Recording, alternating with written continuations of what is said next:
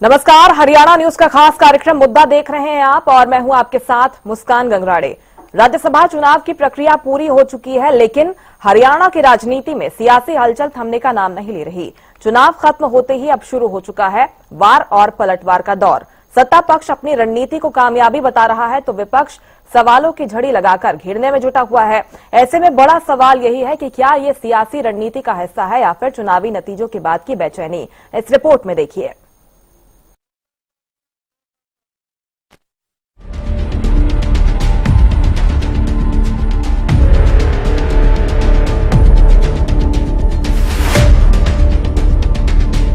हरियाणा में राज्यसभा चुनाव को लेकर सियासत लगातार गर्म है।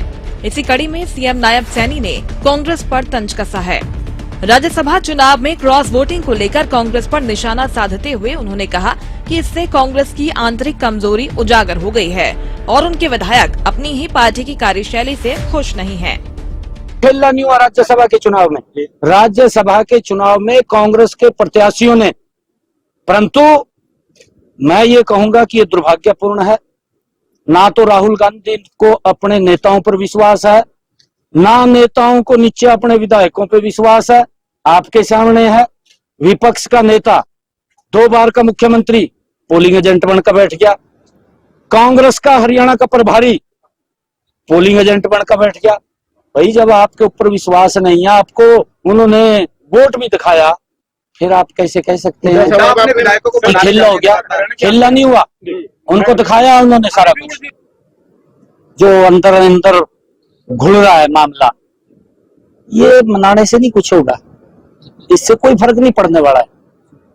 अब आपके सामने है, मेघवाल साहब यहाँ प्रशिक्षण शिविर लगाया कांग्रेस ने, इनको पता है सबको। मैं भी हैरान था, 10 दिन का प्रशिक्षण शिविर लगाई दिया, 10 दिन का। मैंने कहा ये क्या काटांगे। और राहुल गांधी आया, 1 घंटा भी नहीं रुका, रोटी खा के चला गया। क्या बढ़ेगा? कुछ नहीं बढ़ेगा। इधर पलटवार करते हुए नेता प्रतिपक्ष भूपेंद्र सिंह हुड्डा ने राज्यसभा चुनाव को लेकर सरकार पर जमकर निशाना साधा। हुड्डा ने कहा कि बीजेपी अब प्रदेश में खत्म हो चुकी है और उसका कोई आधार नहीं बचा है। बीजेपी द्वारा कांग्रेस विधायकों की गलत वोटिंग के आरोपों पर हुड्डा ने कहा कि केवल 5 विधायकों ने क्रॉस वोटिंग की थी और पार्टी उनके खिलाफ कड़ा फैसला लेगी। वहीं कांग्रेस के 4 वोट कैंसिल होने के मुद्दे पर भूपेंद्र हुड्डा ने बीजेपी पर गंभीर आरोप लगाए। एमएलए कहाँ से आ गए? 5 एमएलए ने क्रॉस वोट किया, सबको उजागर कर दिया। पार्टी उनके ऊपर एक्शन लेगी। वो तो जबरदस्ती कैंसिल किया उन्होंने, कैंसिल होने का मतलब ही नहीं था। बीजेपी खत्म है इस देश। बीजेपी का कोई मामला नहीं, लोग हर इससे विमुख है। वो तो है ना, अगर खिसियानी बिल्ली खंबा रहते चुनाव हार गए तो ऐसी बातें कर रहे। बे चौटाला के ऊपर बार बार कहा कि अगर वो वोटिंग करते हैं तो बी टीम साबित होंगे। अब वो चुनाव से दूर रहे तो कहीं ना कहीं है ना। बीजेपी ने जब 32 वोट हमारी थी, उनको पता था कांग्रेस जीतेगी, बी टीम है। नहीं तो अगर उन्होंने नहीं देनी थी तो 4 दिन से मैं कह रहा था कि भाई अपना स्टैंड क्लियर करो। 3 साढ़े 3 बजे तक क्या चीज की इंतजार कर रहे थे? जब अंदर से खबर चली गई कि 32 वोट कांग्रेस को मिली है, तो बाद में 3 कैंसिल करिए। 3 क्या देखिए, एलपीजी के लिए जगह जगह हम तो देख रहे हैं लाइन लगी हुई। अब सरकार कह रही है एलपीजी कोई कमी नहीं है, तो क्यों लाइन लगी? हरियाणा राज्यसभा चुनाव में क्रॉस वोटिंग का मामला अब राजनीतिक विवाद से निकलकर पारिवारिक टूट तक भी पहुंच गया है। हथीन से कांग्रेस विधायक मोहम्मद इजराइल पर क्रॉस वोटिंग के आरोपों के बीच उनके बेटे नाजिम चौधरी ने सार्वजनिक रूप से अपने पिता से सभी संबंध तोड़ने का ऐलान कर दिया। मैं खफा हूँ, खफा ही नहीं बल्कि अब तो खफा वाली स्टेज तो निकल चुकी है। मैं आपके माध्यम से ये बात क्लियर कर देना चाहता हूँ कि आज के बाद से मैं इस बात को अनाउंस कर रहा हूँ कि मेरे फादर से कोई रिश्ते नहीं है, न ही आगे जीवन में होने वाले हैं। और अब आगे आने वाले समय का नहीं पता, आने वाले समय में क्या होगा, लेकिन मेरे उनसे रिश्ते तो नहीं रहेंगे। और इस काम में मेरे परिवार से एक और आदमी शामिल है, मेरे चाचा डीएसपी एमएस खान, ना ही उनसे मेरे कोई रिश्ते रहेंगे। इन 2 लोगों से मेरे परिवार में मेरा कोई रिश्ता नहीं रहेगा। बाकी लोग परिवार में जो भी है मेरे सबसे रिश्ते रहेंगे। राज्यसभा चुनाव खत्म हो चुके हैं, लेकिन हरियाणा की सियासत अब और गर्माती दिखाई दे रही है। वोटिंग की प्रक्रिया भले पूरी हो गई हो, मगर आरोप प्रत्यारोप का दौर तेज हो गया है। सत्ता पक्ष और विपक्ष दोनों तरफ से एक दूसरे पर निशाना साधा जा रहा है। कोई इसे लोकतंत्र की रणनीति बता रहा है तो कोई सियासी हताशा।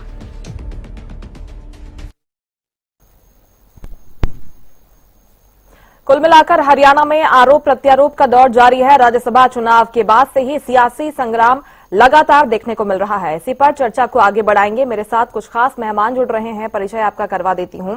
बीजेपी प्रवक्ता प्रोफेसर सुभाष सप्रा जी हमारे साथ जुड़े हुए हैं, बहुत स्वागत करती हूं सर आपका हरियाणा न्यूज पर।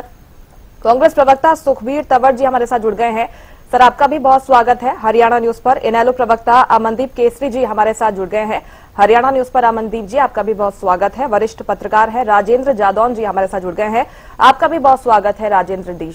लेकिन शुरुआत में सुभाष जी आपके साथ करना चाहूंगी।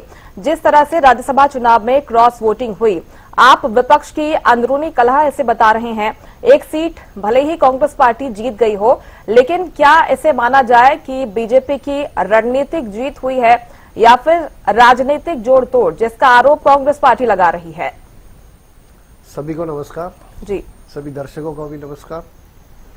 देखो, जो भारतीय जो नेशनल कांग्रेस है, ये राष्ट्रीय, इसका देखो 1885 में इसकी स्थापना हुई। ये देश की सबसे पुरानी पार्टी, और आज उसका हाल क्या है आप ये देखिए, किस हाशिए पे मतलब ये गुजर रही है। ये सिर्फ हरियाणा में नहीं है, ये पूरे देश में यही हाल है। अब वो ये सारा का सारा जो तमाशा है, अभी आपने राज्यसभा चुनाव में देख ही लिया, अभी जो 16 मार्च को था, और ये कोई नया भी नहीं है।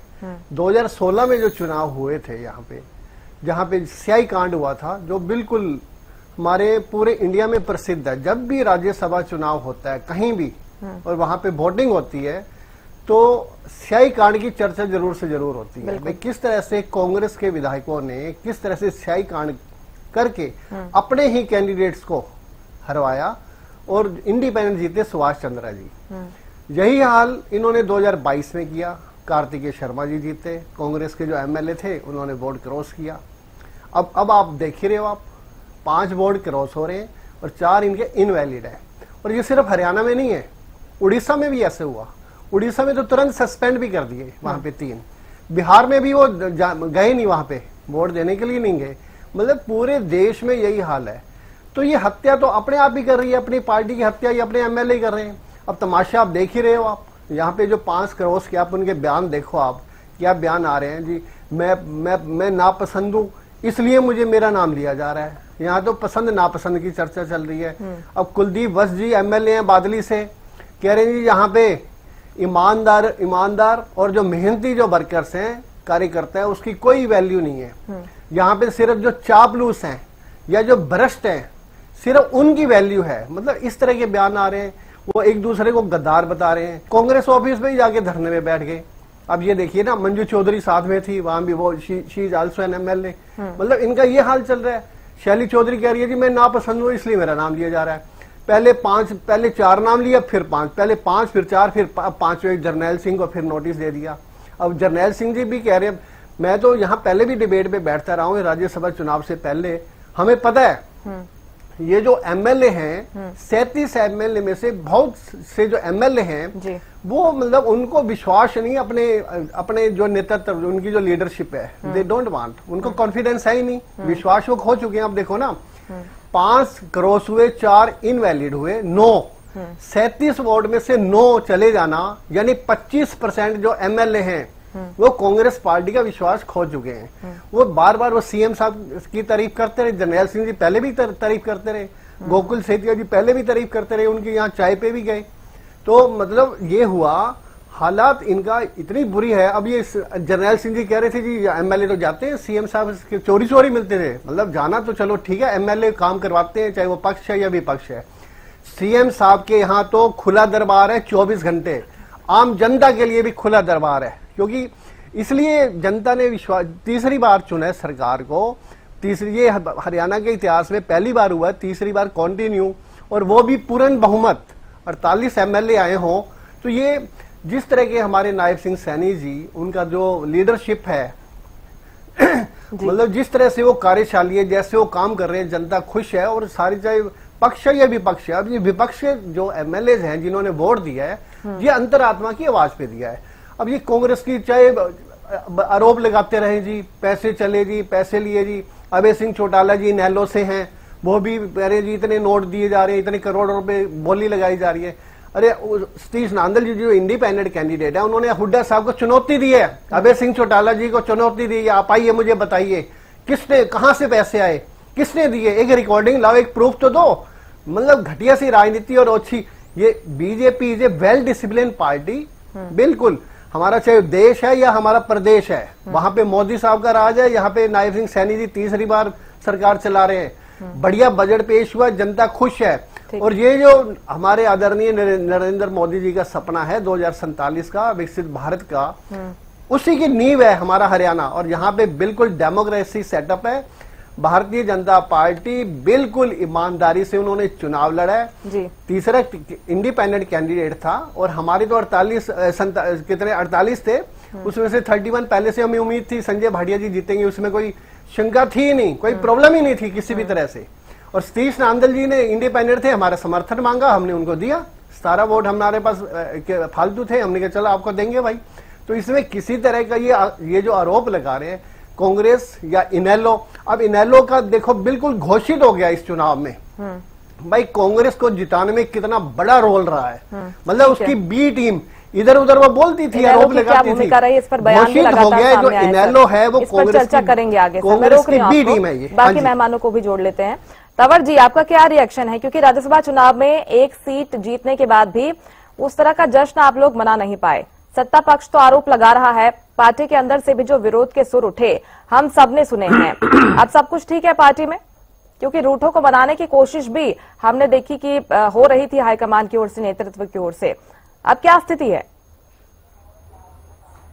मुस्कान जी, सर्वप्रथम भारत के राष्ट्रीय स्वतंत्रता आंदोलन के शहीद शिरोमणि भगत सिंह जी की सोच और विचार को सलाम करते हुए राष्ट्र के सभी ज्ञात अज्ञात शहीदों को आज शहीद दिवस के अवसर पर कोटि कोटि नमन और सादर श्रद्धांजलि। देखिए, समस्त राष्ट्र को विदित है, भारतीय जनता पार्टी ने विगत 12 वर्षों के अंतराल में तथाकथित ऑपरेशन लोटस के माध्यम से विभिन्न राजनीतिक दलों के निर्वाचित जनप्रतिनिधियों का धन बल, संवैधानिक संस्थाओं का जैसे सीबीआई, ईडी, इनकम टैक्स, चुनाव आयोग का अनुचित उपयोग प्रयोग करते हुए निरंतर ईमान खरीदने का प्रयास किया है। भारतीय जनता पार्टी ने हरियाणा प्रदेश के विगत राज्यसभा चुनाव में चंडीगढ़ मेयर चुनाव जो कि माननीय उच्चतम न्यायालय के आदेश से निरस्त हुआ था, उसकी पुनरावृत्ति का निकटतम उदाहरण प्रस्तुत करते हुए लोकतांत्रिक गरिमा को बर्बाद किया है। भारतीय राष्ट्रीय कांग्रेस राष्ट्रीय एवं प्रदेश की रणनीति सूझबूझ से भारतीय जनता पार्टी के सभी हथकंडे इस राज्यसभा के चुनाव में विफल हुए और भारतीय राष्ट्रीय कांग्रेस का प्रत्याशी जीतने में सफल रहा। इसके अलावा प्रदेश के मुख्यमंत्री ने पराजय से उपजी राजनीतिक हताशा और मानसिक मोकलाट में जिस प्रकार के उल जुलूल बयान देने का प्रयास निरंतर वो कर रहे हैं, ये उनकी जो विफलताएं हैं बतौर मुख्यमंत्री और बतौर वित्त मंत्री और गृह मंत्री, ये उसका प्रत्यक्ष प्रमाण है। प्रदेश में बजट दर बजट बढ़ता हुआ कर्ज प्रदेश के आर्थिक ओड में जो खाज का काम कर रहा है वो इस प्रदेश से छिपा हुआ नहीं है। प्रदेश में जंगल राज की परिस्थितियां बनी हुई है। प्रदेश में सामान्य जीवन, पशुधन, फसल, बैंकों में जमा धन और सरकारी खजाने में भी, और जो जिस प्रकार से सरकारी खाद्यान्न है, जो प्रकरण नोटिस में आए हैं, कोई भी आज सुरक्षित नहीं है। भारतीय जनता पार्टी की प्रदेश सरकार निरंतर शिक्षा, स्वास्थ्य, कृषि एवं किसान कल्याण, बेरोजगारी, महंगाई के मुद्दों पर बुरी तरह घिर चुकी है और राष्ट्र और प्रदेश में जिस प्रकार से रसोई गैस की किल्लत है, और जो 500 वर्षों से निरंतर गुरुद्वारों में लंगर चल रहा है, आज ये सप्रा साहब यहीं से आते हैं, गुड़गांव से ही, साउथ सिटी का गुरुद्वारा है, जाके देख ले किस प्रकार से गैस की किल्लत से जो उनकी पुरानी परंपरा है उसका निर्वहन नहीं हो पा रहा है। ये आज इस प्रदेश की ताजा तरीन परिस्थितियां हैं। इसके अलावा मैं आपके माध्यम से कहना चाहूंगा, गुड़गांव के बादशाहपुर में कल एक रैली हुई विकसित बादशाहपुर के नाम से, और क्या अजीबोगरीब वक्तव्य उस रैली के दौरान जो आज पूरे प्रदेश में चर्चा का विषय बना हुआ है। निसंदेह प्रदेश सरकार की कथनी और करनी में गंभीर विरोधाभास है, और दशकों से जो आर्थिक पिछड़ा वर्ग के आवास आवंटन में सरकार द्वारा श्रेय लेने का एक अपमानजनक प्रयास किया जा रहा है, मैं उसकी कड़ी निंदा करता हूं। इसके अलावा प्राइवेट डेवलपर्स एसोसिएशन द्वारा शहीद दिवस में सरकार और सरकारी तंत्र का अनुचित उपयोग निंदनीय है। इसके अलावा कैबिनेट मंत्री राव नरवीर सिंह का अभी आग्रह माननीय मुख्यमंत्री नायब सिंह सैनी साहब से कि मुख्यमंत्री जी आप अगला चुनाव यहां गुड़गांव से लड़ना, ताकि इसको भी मुख्यमंत्री का क्षेत्र होने का गौरव प्राप्त हो सके। उसके साथ ही मैं आग्रह करूंगा नरवीर सिंह जी से, वो आज ही अपना इस्तीफा दे और नायब सिंह यहाँ से चुनाव लड़े, दूध का दूध और पानी का पानी हो जाएगा। ठीक है, राज्यसभा चुनाव को लेकर सर चर्चा कर रहे हैं सुखबीर जी आगे चर्चा करेंगे, मैं आपको मौका दूंगी सर, प्लीज बाकी मेहमान वेट कर रहे हैं।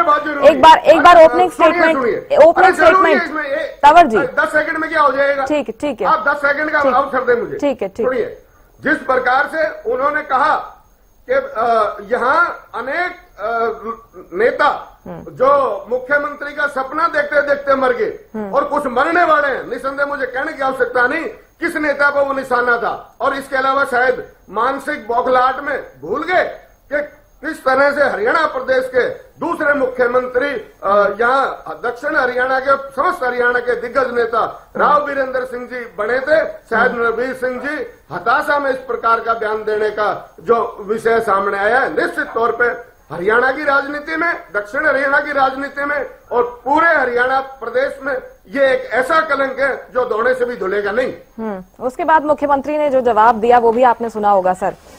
अमनदीप जी, नरवाना में एक बड़ा कार्यक्रम इनेलो ने आज किया, एक शक्ति प्रदर्शन के तौर पर इसे देखा जा रहा है। आप क्या कहेंगे चुनाव को लेकर भी, क्योंकि बड़ी बातें इस कार्यक्रम में की गई हैं। राज्यसभा चुनाव में जो क्रॉस वोटिंग हुई, आपके नेताओं ने कई बड़ी बातें की हैं, क्या संदेश देने की कोशिश?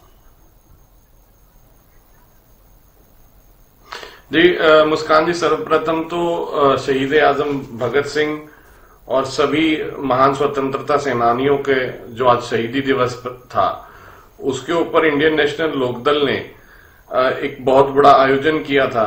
युवा इंडियन नेशनल लोकदल द्वारा ये प्रदेश स्तरीय आयोजन था, ये रैली थी जिसके अंदर हमने शहीदों को जहां पर नमन किया और फिर से एक संकल्प को दोहराया कि जो उनके संकल्प थे, शहीद आजम भगत सिंह की जो सोच थी कि अगर हमें देश में अंग्रेजों से आजादी मिल जाएगी, लेकिन अंग्रेजों की बजाय वो पूंजीपतिवाद और साम्राज्यवाद के खिलाफ थे, और वही लड़ाई आज तक सबसे पहले चौधरी देवीलाल ने शुरू की, आगे चौधरी ओम प्रकाश चौटाला और इंडियन नेशनल लोकदल लड़ती आ रही है। और ये दोनों पार्टियां जो समाजवाद पूंजीपतिवाद के पर्याय हैं उनके खिलाफ लड़ने का हमने संकल्प लिया आज शहीदी दिवस पर, और आगे भी हम लड़ते रहेंगे।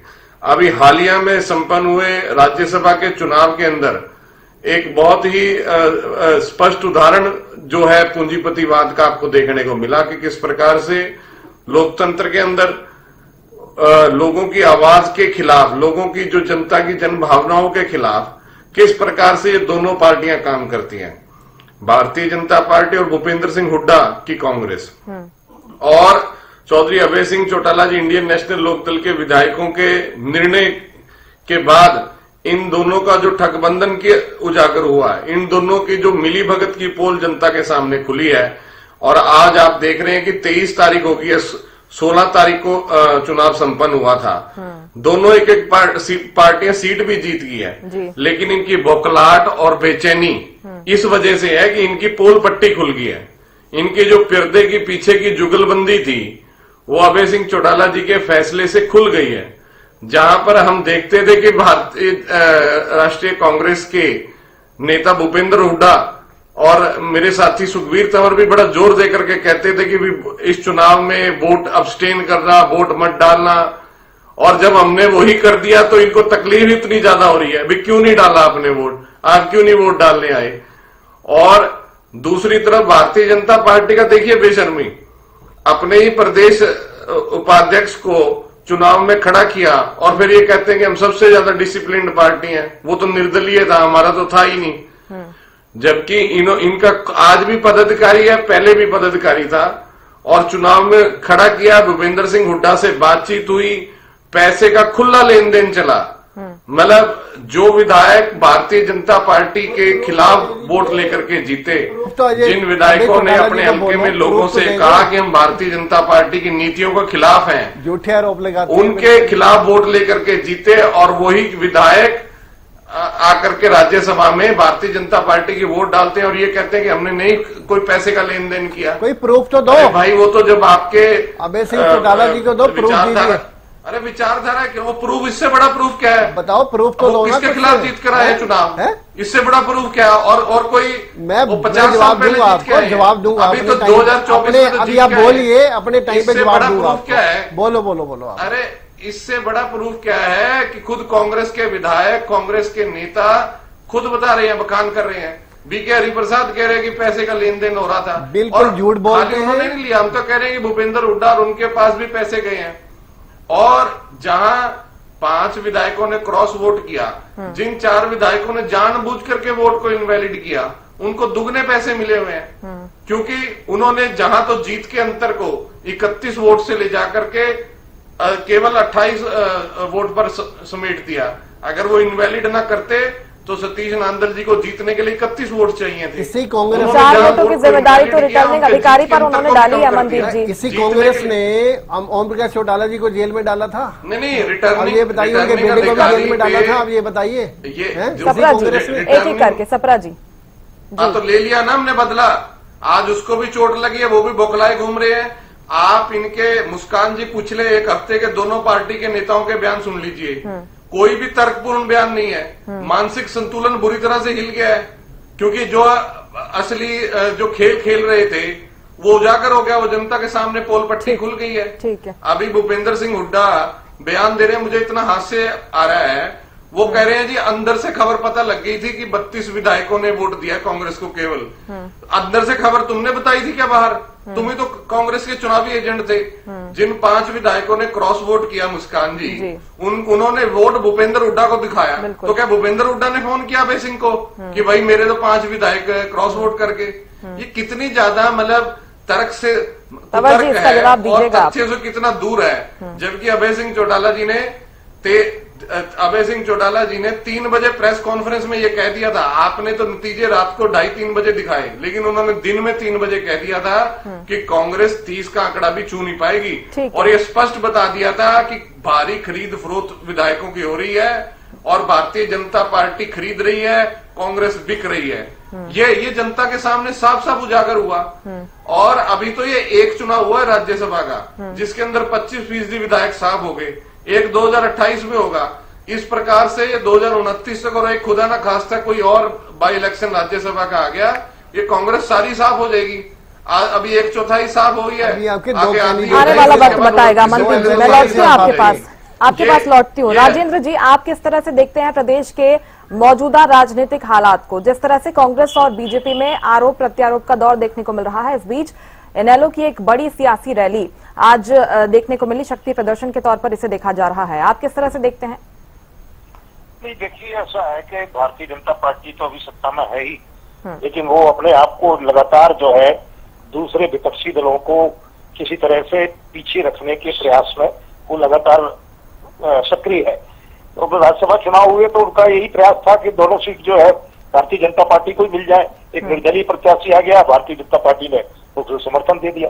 ये भी एक राजनीतिक युक्ति है, एक चाल है कि भाई किसी तरह से जो है विपक्ष को आगे बढ़ने से रोका जाए। तो हमेशा ही ये होता है कि प्रतिद्वंदी दल तो एक दूसरे को रोकने का काम ही करते हैं और वो सारे हथकंडे अपनाते हैं। ठीक है कि कुछ हथकंडे किस तरह के हैं, कुछ नैतिकता भी उसमें होनी चाहिए, तो ये देखने की बात है। लेकिन सवाल ये है कि कांग्रेस के विधायकों ने वो क्रॉस वोट किया, तो सबसे पहली जिम्मेदारी तो ये कांग्रेस नेतृत्व की बनती है कि वो अपने विधायकों पर क्यों नहीं पकड़ बना के रख सके। ठीक है कि दूसरे अगर उन्होंने क्रॉस वोटिंग किया तो उसका किस तरह की उसमें सौदेबाजी हुई, क्या लेन देन हुआ है, क्या उसके पीछे का बैकग्राउंड है, तो इस पर तो कोई भी किसी भी तरह का टिप्पणी की जा सकती है क्योंकि क्रॉस वोटिंग हुआ। अब उसको आप जोड़ दीजिए कि पैसे का लेन देन हुआ, या उसमें कोई राजनीतिक लालच था, या वो असंतुष्ट है अपनी पार्टी से, अपने नेतृत्व से असंतुष्ट है इसलिए क्रॉस वोटिंग कर दिया। तो कारण कुछ भी बताया जा सकता है, लेकिन क्रॉस वोटिंग हुआ और उसका एक सीधा मैसेज ये है कि पार्टी नेतृत्व की पकड़ कमजोर है। तो ये है, कभी कभी विधायक कहीं दूसरी पार्टी की ओर उनका झुकाव बनता है जब आपके नेतृत्व उसके नेतृत्व में कुछ कमियां होती है या वो असंतुष्ट होते हैं। तो ये अब इसका तो खुलासा कैसे होगा ये है, लेकिन सवाल ये है, ये प्रूव हो गया कि कांग्रेस नेतृत्व कमजोर है, वो पकड़ बना के नहीं रख सका। 5 MLA ने क्रॉस वोट कर दिया, 4 ने इस तरह से तकनीकी खामियां रख दी जिससे वोट रद्द हो गए। तो सवाल ये है कि भले ही कांग्रेस प्रत्याशी जीत गए, लेकिन बहुत बड़ी कमजोरी और विफलता सामने आई है। भारतीय जनता पार्टी तो ठीक है कि वो तो मौके का जहां पॉलिटिकल कमजोरी दिखाई देगी वहां वो अपनी जगह बनाने का प्रयास निश्चित तौर पर करेगी, और वो वैसा यहाँ दिखाई देता है कि ठीक है। और पहले भी कुछ न कुछ योजना में तो शामिल था ही, तभी उन्होंने अपने पदाधिकारी को इस्तीफा दिलवाकर निर्दलीय प्रत्याशी के रूप में खड़ा किया। बगैर गणित के तो कोई भी पार्टी इस तरह का दाव क्यों लगाएगी। पहले के जो 2 दाव उन्होंने लगाए थे 2016 और 2022 में, वो सफल रहे। इसके बाद ही उन्होंने ये एक्सपेरिमेंट दोहराया। तो ये तो कांग्रेस को अपने घर को पहले ठीक करना चाहिए। इससे सामने वाला तो ये है कि अपोजिट पार्टी है वो तो उस मौके का फायदा उठाने से क्यों चूकने वाली है। तो कांग्रेस पार्टी को अपने नेतृत्व को ये देखना चाहिए कि किस तरह से सारे विधायकों को एकजुट रखना है। सप्रा जी, जो तमाम आरोप लगाए गए थे बीजेपी पर आपने सुने होंगे, आप जवाब दीजिएगा। इसके साथ ही एक और सवाल इसमें ऐड कीजिएगा, क्या लोकतंत्र के लिए स्वस्थ संदेश इसे माना जाए? क्योंकि जो विपक्ष में बिखराव है वो तो हम सब देख रहे हैं, लेकिन आरोप है कि आप उसका फायदा उठा रहे हैं धन बल के उपयोग से, अपने पावर के उपयोग से। देखो, इनेलो के 2 MLA हैं। सतीश नांदल जी ही was an independent candidate, independent थे। उन्होंने भी बयान दिया है, बिल्कुल वही मैं अभय चौटाला जी से मिला था, उनके MLA से मिला था, और उन्होंने पूरा विश्वास दिलाया था, आश्वासन दिया था, हम आप लड़िए इलेक्शन, हम आपको वोट देंगे। यही बयान देवेंद्र कादियान जी ने भी बोला है, भाई इन्होंने पूरा विश्वास दिलाया था। और ये वास्तव में सतीश नांदल जी को 3 इंडिपेंडेंट और 2 ये इनेलो के जो कैंडिडेट्स हैं इन्होंने खड़ा किया था, ये देवेंद्र कादियान जी भी बता रहे हैं। अब बाद में ये पलट गए। अब 4 बजे वोट संपन्न होना था, 3 बजे 3:15 बजे प्रेस कॉन्फ्रेंस करते हैं, तब तक 88 वोट कास्ट हो चुके थे, 88 वोट पड़ चुके थे। क्या ये माना जाए अभय सिंह चौटाला जी या उसके MLA वेट कर रहे थे भाई कोई पैसा देनी आएगा हमें भी, जिस तरह के झूठे आरोप लगा रहे हैं, धनबल कह रहे हैं। अब प्रूफ तो दो, थोड़ा सा कोई छोटा सा प्रूफ हो, कोई रिकॉर्डिंग हो, कोई दौर पे नजर आए हो कहीं पे आपको। एक पॉलिटिकल ओछापन या झूठे आरोप लगाना, इस तरह से वोट नहीं मिलते। अभी आपके सिर्फ 2 MLA हैं और लगता नहीं है 50 साल लग जाएंगे, 2047 तो विकसित भारत होना ही होना है, तब तक आपको कुछ मिलने वाले झूठे आरोप नहीं लगाइए। और अपनी जो ओछी राजनीति है, जिस तरह से आपने कांग्रेस को जिताया है, किस तरह से आपने भूपेंद्र सिंह हुड्डा जी को जिताया है, क्योंकि दारामदार उन पे था। देखो, मैं बिल्कुल, उन्होंने पूरी मेहनत कर रखी थी, परंतु किस तरह से इन्होंने वोट ना डालना, कहते जी वोट नहीं डालने, वो तो कह रहे हैं पहले से तय था, पहले से तय था। झूठ बोलते हैं ये, पहले से तय। अब आप ये बताइए ना, 3:15 बजे तक वेट करते रहे पहले से, अगर इनको पहले ये बोल देते ना उससे पहले, क्या वो देवर वेटिंग भाई कोई नोट देनी आएगा, कोई बोरी हमारे लिए भी भर के लाएगा, और उनके लिए नहीं आए तो तब उन्होंने बहिष्कार कर दिया। ये अपर हाउस का चुनाव है, मैं भी प्रोफेसर हूँ, हम बच्चों को बोलते हैं कॉलेज में स्पेशल कैंप लगाए जाते हैं, वोट जरूर डालो।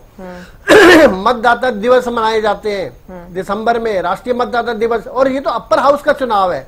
अब ये राज्यसभा के चुनाव कितने इंपॉर्टेंट होता है, आप देखिए ना, वहां पे कितने इंपॉर्टेंट डिसीजन लिए जाते हैं। आप ये देखिए, आप कितने बड़े प्रस्ताव, पूरा देश का दारोमदार उस पर निर्भर होता है, और वो वोट को बाइकआउट कर रहे हैं। अब ये किस मुंह से वोट लेने के लिए जाएंगे, अब ये बताइए, गांव या शहरों में।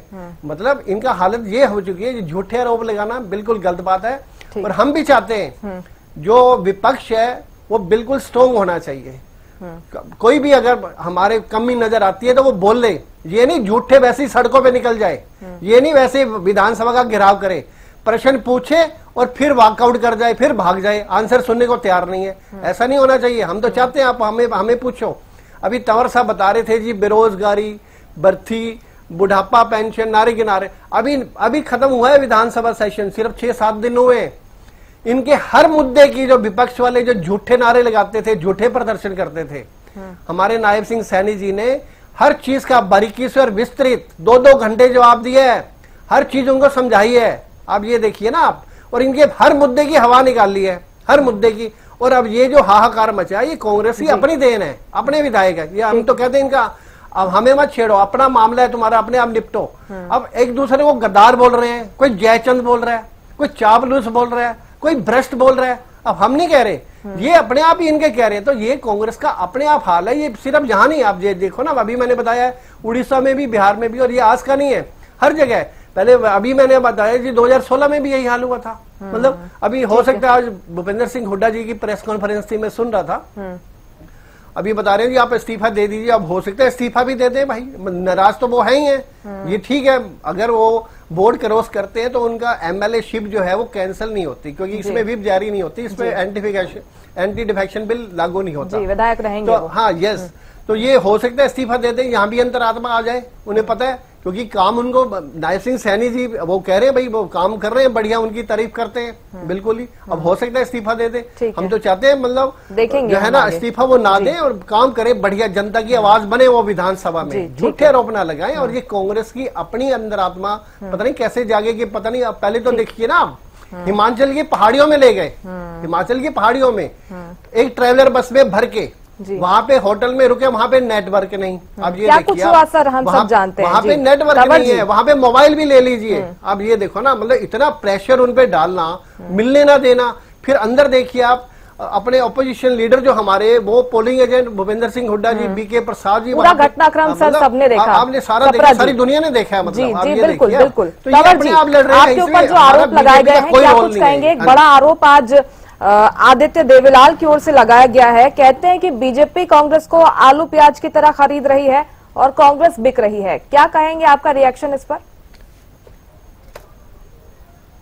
देखिए मुस्कान जी, जो भारतीय जनता पार्टी के प्रवक्ता ने बात करी, जो मुख्यमंत्री ने बात करी, 2016 का बार बार ये विषय उठाते हैं, तो शायद धरातल की सच्चाई से वाकिफ नहीं है। कहने का तो प्रोफेसर है, पर ज्ञान होना चाहिए 2016 का। आपको होगा शायद, जो आर के आनंद जी थे वो भारतीय राष्ट्रीय कांग्रेस के अधिकृत उम्मीदवार नहीं थे, वो उम्मीदवार थे उस वक्त इंडियन नेशनल लोकदल के।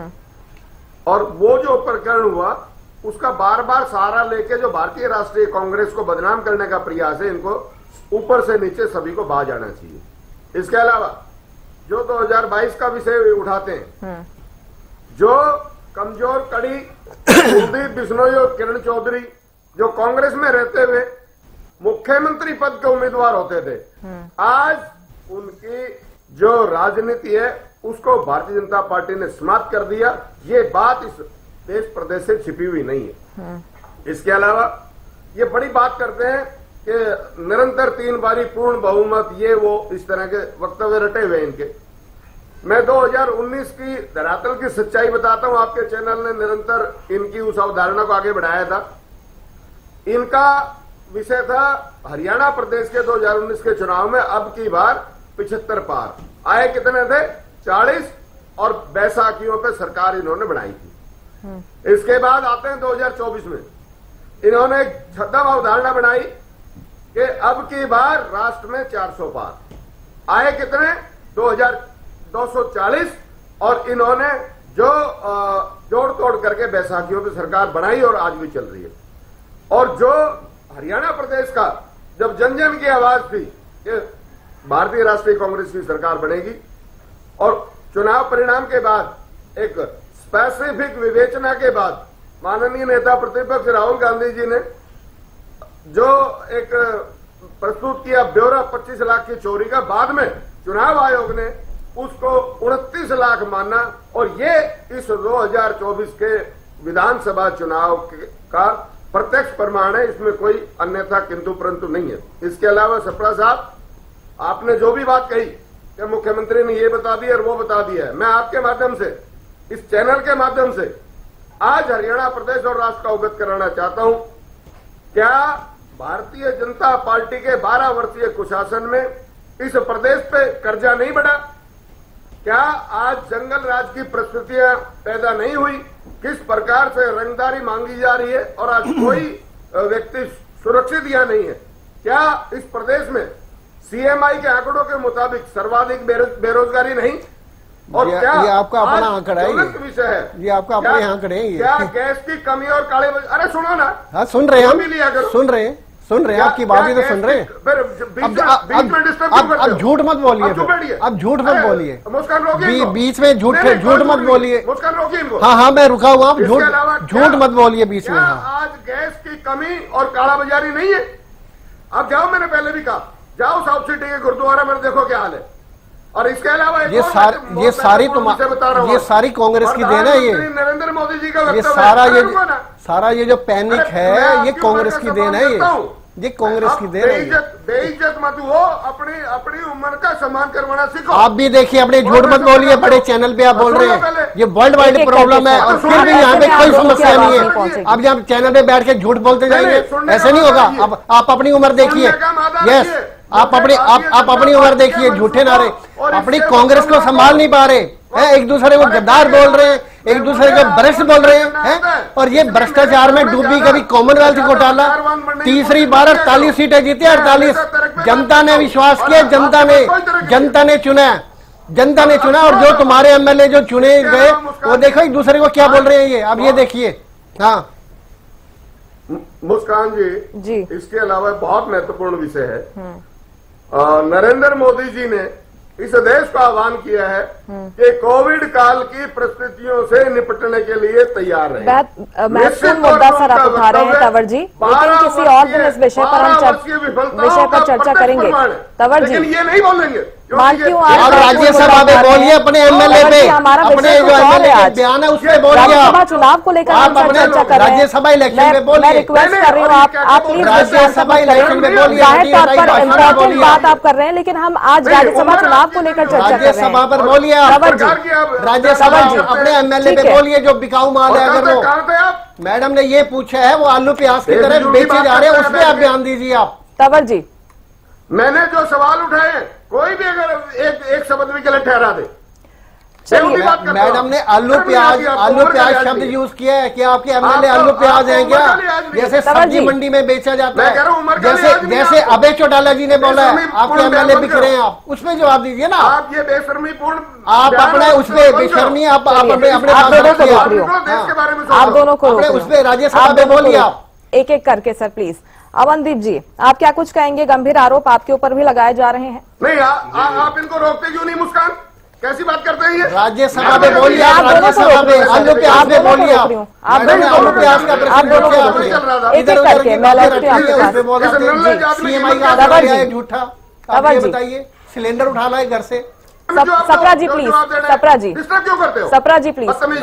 राज्यसभा में चर्चा है, इन्हें बोला राज्यसभा में जवाब दें। एमएलए में जवाब है, वो जो बिकाऊ माल है आलू प्याज उसके बारे में बताइए। ठीक है, इस तरह से चर्चा नहीं होगी। अमनदीप जी।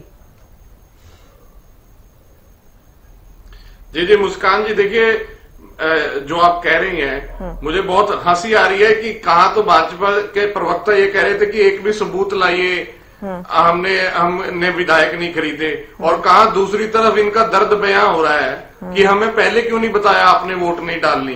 फिर आप क्या करते, क्या इंतजाम करते आप, और कैसे इंतजाम करते अगर आपको पहले बता दें कि वोट नहीं डालनी? आपको दर्द क्यों हो रहा है? असल में सप्रा जी मैं मौका दूंगी आपको, आप जवाब दीजिएगा। दिक्कत क्या हुई कि जो खड्डा जो मुस्कान जी, जो खड्डा भारतीय जनता पार्टी ने कांग्रेस के लिए खोदा था, उस खड्डे में इनका भी एक विधायक गिर गया, उसकी भी वोट रद्द होगी। आपके सपड़ा जी या चंवर साहब जवाब देंगे, अगर भाजपा विधायक की वोट रद्द ना होती या किसी ने वहां भी अंतरात्मा की आवाज सुनकर के वोट रद्द करवाई है, वो भगवान जाने, इनका एजेंट जाने, ये जाने, तो अगर वो नहीं होती तो क्या रिजल्ट होता राज्यसभा चुनाव का।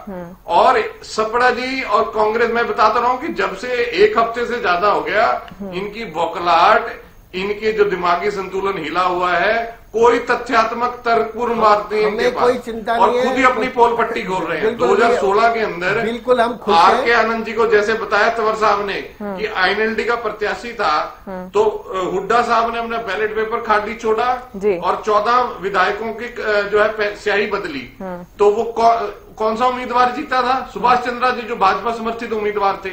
फिर उसके बाद 2020 का चुनाव आता है दीपेंद्र हुड्डा का। अब मुस्कान जी केवल कांग्रेस के 31 विधायक थे और 31 में भूपेंद्र हुड्डा के दुर्विरोधी किरण चौधरी, कुलदीप बिश्नोई, शैलजा के 8 समर्थक, शमशेर गोगी सभी विधायक थे। भारतीय जनता पार्टी की मिलीभगत देखिए, आज 37 विधायकों पे इन्होंने दूसरा प्रत्याशी उतार दिया, लेकिन 2020 में 31 पे नहीं उतारा था। क्यों? क्योंकि दीपेंद्र हुड्डा जी चुनाव लड़ रहे थे, हुड्डा जी के पुत्र चुनाव लड़ रहे थे। इन्होंने उनको फ्री हैंड दिया और बिना चुनाव के उनको फ्री की सीट दे दी। और वही फिर से उतनी संख्या के विधायक फिर 2022 में चुनाव होता है। फिर ये जब 2022 का चुनाव होता है, अजय माकन आते हैं दिल्ली से, और क्योंकि इनकी भूपेंद्र हुड्डा के साथ सेटिंग थी, फिर इन्होंने तीसरा उम्मीदवार समर्थित उतार दिया भारतीय जनता पार्टी ने। और अब फिर हुआ वही खेल कि जैसे ही भूपेंद्र हुड्डा के साथ अगर भूपेंद्र हुड्डा का पुत्र या कोई उनका समर्थित उम्मीदवार चुनाव नहीं लड़ता, तो ये तीसरा उम्मीदवार उतारते हैं। जब भूपेंद्र हुड्डा का कोई आदमी लड़ता है तो ये कोई उम्मीदवार नहीं उतारते, फिर ये उनको फ्री हैंड दे देते हैं और फ्री में एक राज्यसभा की सीट दे देते हैं। ये इनका दोहरा चरित्र और चाल चलन है। ये बात करते हैं, ये खुद ही तो सबूत दे रहे हैं, और क्या सबूत चाहिए? जो विधायक 2024 में आप बयान उठाइए गोकुल सीतिया के, आप मोहम्मद इजराइल, मोहम्मद इलियास के बयान उठाइए, वो जो विधायक भारतीय जनता पार्टी को कोस कोस करके वोट लेकर के जीते हैं, वो आकर के परमवीर के बयान उठा लिए टोहाना में, वो आकर के यूं कह रहे हैं कि सबूत दीजिए। अरे भाई, आपके खिलाफ जीते, आपकी विचारधारा के खिलाफ जीते, आपके खिलाफ जो आम जनता में, आम जनमानस में रोष है, उन्होंने उस रोष का फायदा उठाया और जाकर के वोट आपको दे दी। वो क्यों दे दी उन्होंने? कोई वो पागल है कहीं? वो केवल धन बल के बलबूते पर है, और इससे ज्यादा और क्या सबूत चाहिए? ठीक है, आप ये कह रहे हैं सप्रा जी, देश का बच्चा देख रहा है कि ये क्या खेल रहे हैं। ठीक है सप्रा जी, क्लोजिंग स्टेटमेंट आपका। अब देखो, सतीश अभी मैंने बताया, सतीश नांदल जी, इन्होंने इनेलो ने उसको बिल्कुल आश्वासन दिया था। सतीश नांदल जी उनके पास गए थे। अब एक चौटाला जी का भी बयान देख लो, उन्होंने बोला हाँ मेरे से वोट मांगा है, और पूरा आप सुनिए ना, आप सुनिए, इन्होंने पूरा आश्वासन दिया। देवेंद्र जी वो बोल रहे हैं, देखो आश्वासन दिया और इन्होंने खड़ा किया और फिर धोखा दिया हमें और बैकअप कर गए।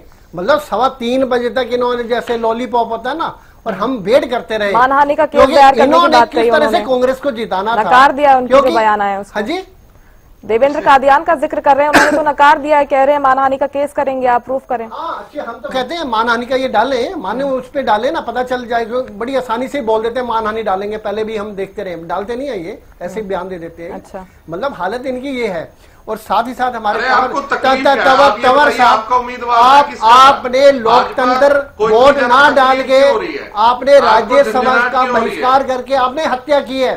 आप किस मुंह से वोट लेने जाएंगे? आप गांवों में, विधानसभा में या लोकसभा में? तभी तो आपका यही हाल हुआ पड़ा। तभी तो पहले एक सीट थी, अब आपकी 2 है। मतलब पहले आपकी एक सीट, जनता, ये आपकी जो पार्टी है वो सिरसा की सिर्फ 2 सीटों पे सिमटी हुई है, सिरसा से बाहर तो है ही नहीं, क्योंकि घर की पार्टी है ये।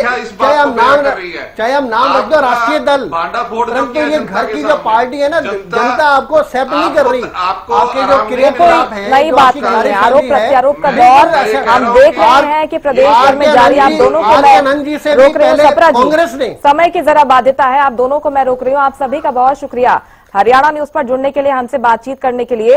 राज्यसभा चुनाव के दिन से जो सियासी संग्राम शुरू हुआ है अब भी जारी है, और आरोप प्रत्यारोप का ये दौर कहां जाकर थमता है देखना होगा। फिलहाल इस खास कार्यक्रम में मेरे साथ इतना ही। आप देखते रहिए हरियाणा न्यूज। नमस्कार।